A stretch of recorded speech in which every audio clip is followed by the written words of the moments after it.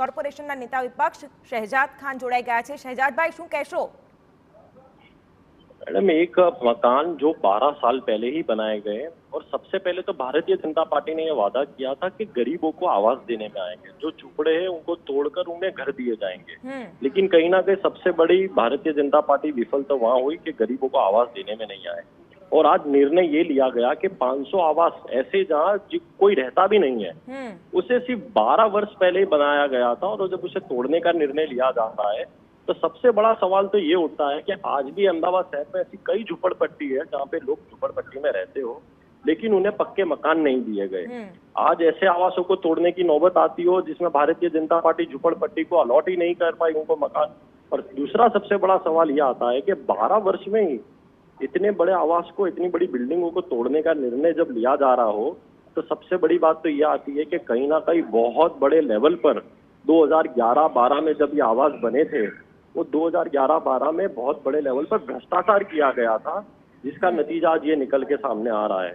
और सबसे बड़ी बात तो ये है कि कॉन्ट्रैक्टर काम करके निकल गया, उसको पेमेंट मिल गया, अधिकारी ने मोटा भ्रष्टाचार कर दिया, अधिकारी अब ना जाने कहाँ पर होगा, लेकिन अभी भी कोई प्रकार की कार्रवाई करने में नहीं आ रही है। सवाल એ પણ થઈ રહ્યો છે કે શું આ મકાનો કોઈને ફાળવવામાં જ નહોતા આવ્યા, એની કોઈ પ્રક્રિયા જ ન કરાવી? बिल्कुल, ये जो 500 मकान है, ये 500 मकान कई वर्षों से खाली पड़े हुए हैं, वहाँ पर कोई रहता भी नहीं है।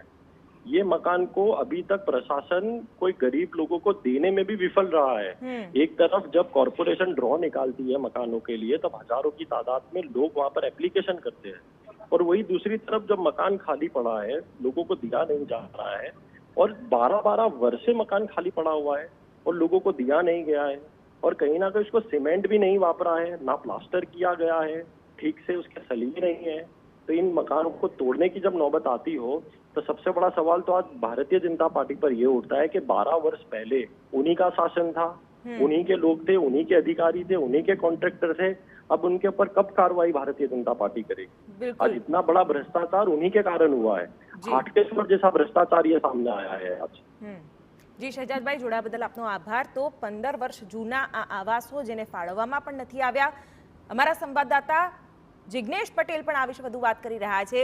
જિગ્નેશ, ખાસ તો હવે વિપક્ષ પણ આક્ષેપો કરી રહ્યા છે શાસકો પર, પણ સાથે સાથે જો 15 વર્ષ પહેલાની જો આ વાત હોય તો સ્ટ્રક્ચર સ્ટેબિલિટી રિપોર્ટનો મુદ્દો હવે ઉઠે છે અને હવે જર્જરિત થયેલા મકાનો તોડી પાડવાનો નિર્ણય વગર વપરાશે, શું કહેશો?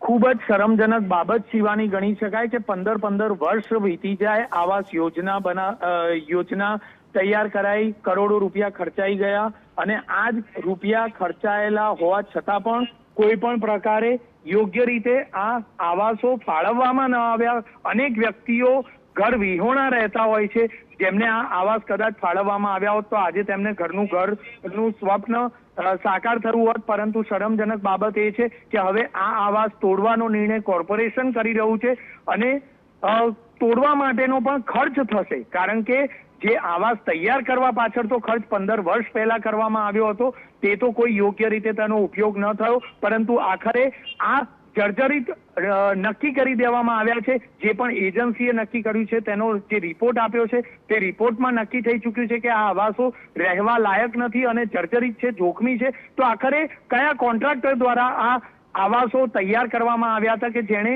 15 વર્ષમાં જ આ બિલ્ડિંગ જર્જરિત થઈ જાય તે પ્રકારનું બનાવ્યું? ખૂબ જ શરમજનક બાબત છે, અને આવા જે કોન્ટ્રાક્ટર છે તેની સામે પણ પગલાં લેવાવા જોઈએ, કારણ કે 15 વર્ષની અંદર જો બિલ્ડિંગ ખોખલું થઈ જાય, તેની અંદર રહી ના શકાય તે પ્રકારનું મટીરિયલ યુઝ કરવામાં આવ્યું હોય, તો આખરે આ જે કોન્ટ્રાક્ટર છે તે પણ એટલો જ ગુનેગાર સાબિત થઈ રહ્યો છે। તેની સામે પણ કાર્યવાહી થવી જોઈએ તેવી માંગ ઉઠી છે।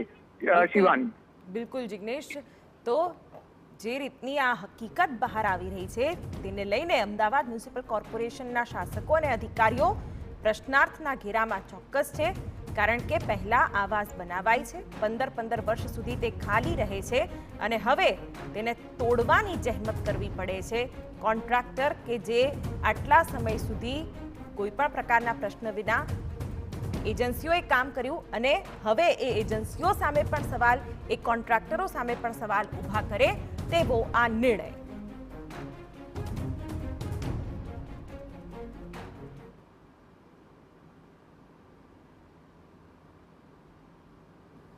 વટવાની અંદર EWS આવાસ જે બનેલા હતા, મોટી સંખ્યાની અંદર જ્યારે આ આવાસ હતા તેનો સ્ટ્રક્ચરલ સ્ટેબિલિટી રિપોર્ટ નેગેટિવ આવ્યો હતો. લગભગ 15 થી 17 વર્ષ પહેલાં આ આવાસો બનાવવામાં આવ્યા હતા.